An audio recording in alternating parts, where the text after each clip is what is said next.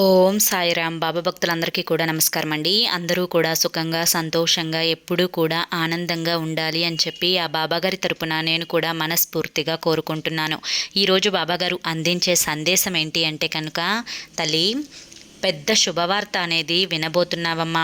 October 1వ తారీఖులోపు ఇది తెలుసుకో తల్లి, ఇది నీ జీవితానికి తొలిమెట్టమ్మా అని చెప్పి ఏదో ఒక తెలియని సందేశాన్ని ఈరోజు బాబాగారు మనకి అందించాలి అనుకుంటున్నారండి.